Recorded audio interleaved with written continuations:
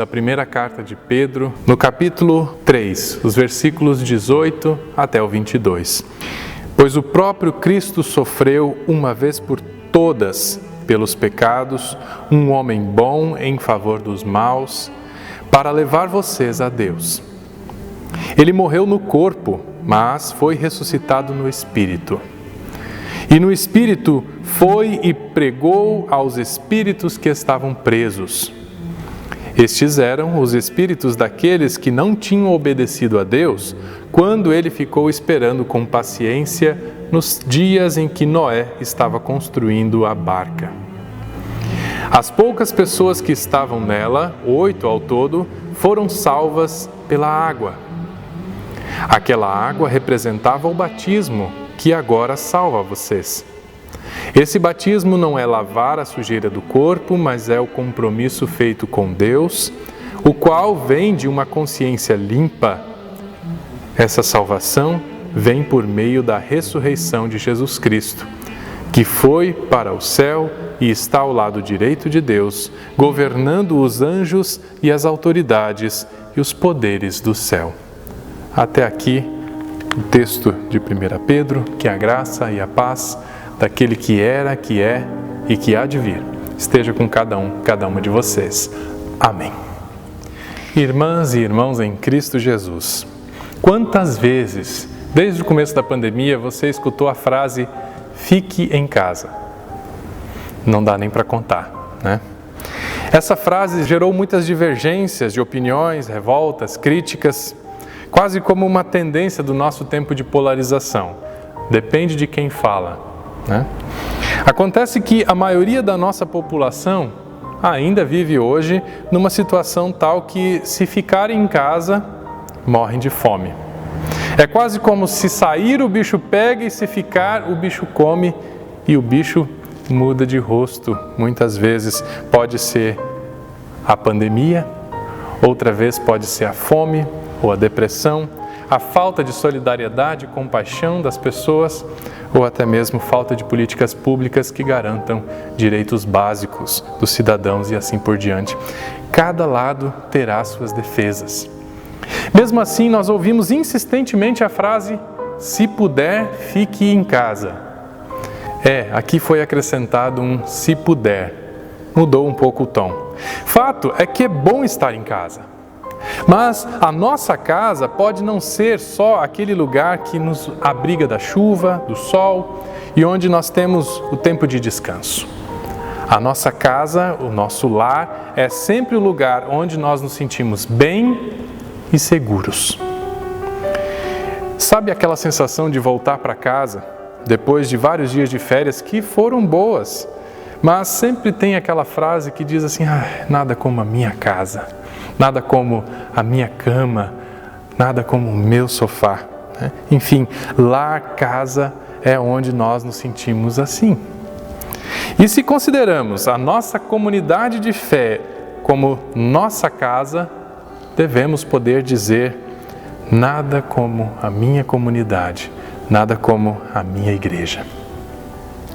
Ou então, o país, quando a gente volta depois de um período no exterior, poder dizer: nada como o meu país, a minha pátria, estou em casa. Nós estamos no início da Quaresma. Jesus partiu para o deserto. E por isso, lembramos dos períodos de deserto que nós também passamos na nossa vida. Quando se fala em deserto, refere-se a um tempo de solidão, angústia, discriminação, violência, sofrimento, pobreza, doença. Mas fazendo uma leitura mais apurada sobre os nossos desertos, precisamos dizer que não é necessariamente só um tempo de provação e sofrimento, mas é também um tempo de aprendizado e crescimento.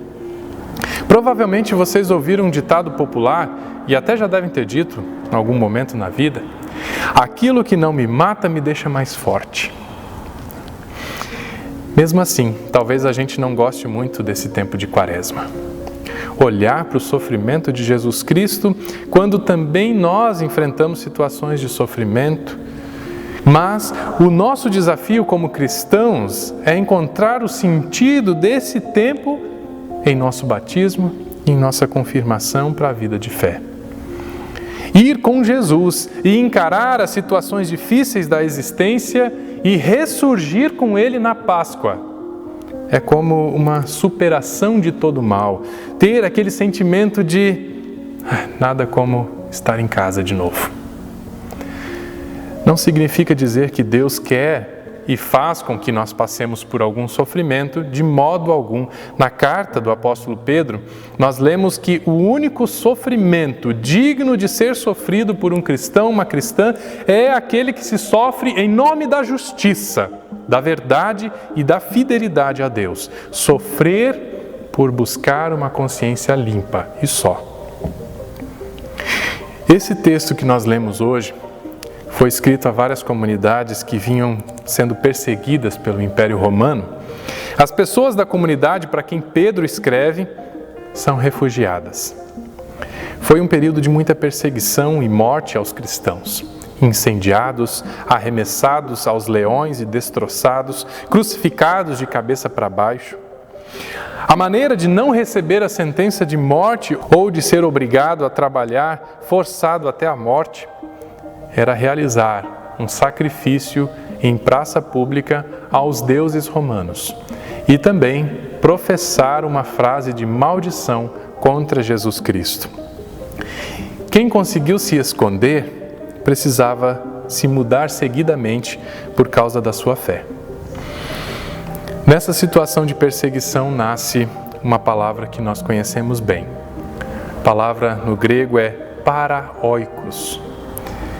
Paróquia, que quer dizer lugar que abriga as pessoas peregrinas, casa dos refugiados.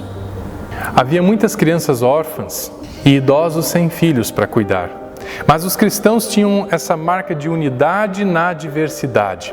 Sempre que era preciso, alguns entre eles partilhavam o que tinham e chegavam a vender suas propriedades para ajudar uns aos outros.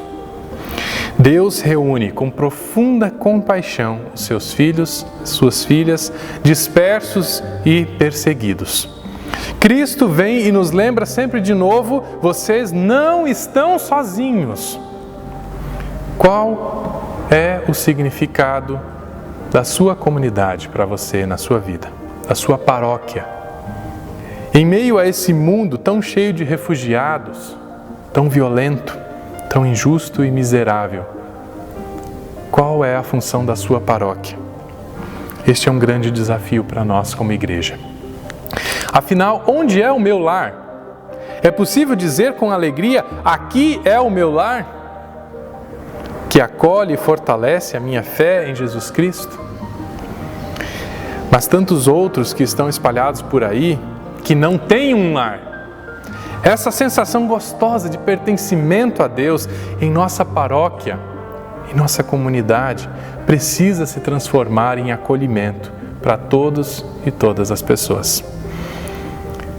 Deus deseja um lar para todos os seus filhos, todas as suas filhas. A paróquia é este lar. Mas esse lar, onde a palavra de Deus é pregada e vivida, nos desafia a testemunhar o que Deus faz por nós desde o batismo. Como poderão crer se ninguém testemunha, se ninguém conta sobre o que Deus faz em nosso meio? Como podemos despertar uma consciência para com Deus se não testemunhamos a nossa fé? Contar a nossa história da nossa casa, do nosso lar, da nossa paróquia, lugar que nos acolhe, nos fortalece a fé, como foi o batismo, o que Deus tem feito por nós em todo esse tempo, tudo isso cria aproximação na família, na comunidade. Desperta sentimento de que nós estamos unidos e unidas na mesma fé, no mesmo Deus.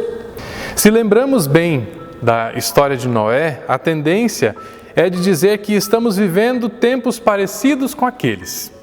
Essa pandemia e toda essa polarização no mundo, Deus convoca Noé para construir uma grande arca Apenas 8 pessoas aceitam e obedecem a essa ordem, a obediência e o compromisso de uma clara consciência acerca de Deus. O significado da salvação fazem com que se comprometem com toda a criação. Inclusive para com todos os animais, se vocês se lembram. Crer e confiar na promessa de Deus abrange toda a criação.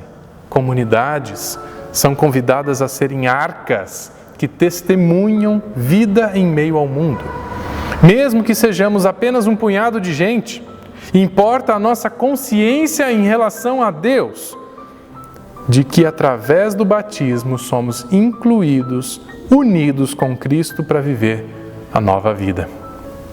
A força para ser igreja, ser comunidade, vem dessa consciência de pertencimento, de que Deus fez uma aliança conosco.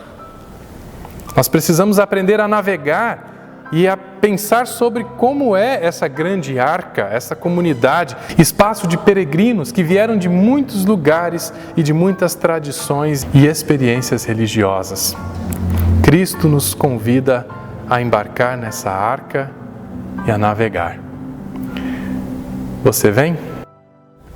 Se sim, vem com alegria, disposição e sabendo que tempos difíceis virão. Se queremos nos manter firmes, pertencendo a Deus sempre, precisamos aprender a lidar com o que eu posso chamar aqui de os filhos do dilúvio, ou a geração do dilúvio. Nos tempos de Noé, eles desprezavam a salvação. Essa geração do dilúvio é descomprometida, não consegue pensar no outro. Aliás, pensar parece que dói, é mais fácil ir junto com a onda, né? Odiar, desprezar, insultar é tão simples que vai no impulso. Por isso, a igreja se encontra diante de um grande desafio, pois Deus ama todos e todas. A geração dilúvio alimenta-se do imediatismo, onde as consequências são desastrosas. A geração do dilúvio quer experimentar todas, tomar todas, ter os prazeres que esse mundo oferece, mesmo que para isso tenha que passar por cima de alguns. Essa geração está morrendo pela sua própria indiferença com a criação de Deus. Essa geração do dilúvio está se afogando em meio a tantas águas turvas e poluídas com o consentimento dos pais, mães e dos governantes, pois não ajudam a pensar sobre a vida que Deus nos presenteou. Deixa a vida me levar, dizem eles. Importa o meu desejo, o meu prazer, o meu mérito, a minha satisfação. Querida comunidade, casa de Deus, o que faremos? Nós somos peregrinos, sentimos-nos estranhos diante desse mundo. Ao mesmo tempo, somos despertados dessa consciência para com Deus, de pertencimento, de fazermos parte do reino dos céus. O que faremos na família, onde precisamos lidar com pessoas que são dessa geração do dilúvio e que não querem mais saber da comunidade, da igreja? Como lidar com a geração do dilúvio que não pensa, está se afogando nas águas turvas oferecidas pela mídia e por alguns formadores de opinião? Mas ouçam o que Deus disse para Jesus e diz também para você no ato do batismo. Tu és o meu filho amado e eu te desejo para sempre. Tu és o meu filho amado e eu te desejo para sempre. Marcos capítulo 1, versículo 11. Nós somos irmãos e irmãs de Jesus. Logo, somos comprometidos através do nosso batismo. Somos família de Deus. A igreja, a paróquia, é o nosso lar. Quaresma é tempo de conhecer e entender essa geração da qual fazemos parte. Compreender que somos perseguidos pela indiferença, apatia, ganância e individualismo. O desafio da igreja é ajudar as pessoas a pensarem para que não sejam afogadas pelo espírito da geração do dilúvio, presente em nosso tempo. Quaresma é um caminhar pelas águas turvas deste mundo, de aproximação da realidade que ofende e agride o Criador. Só haverá Páscoa, vida nova, passando pela experiência da Quaresma, do deserto. Quem vive a Quaresma certamente saberá o sentido da Páscoa lá adiante. Que Deus ilumine a nossa comunidade para que navegue com determinação e seja um lar, uma casa e também um espaço de orientação a todas as pessoas. Amém.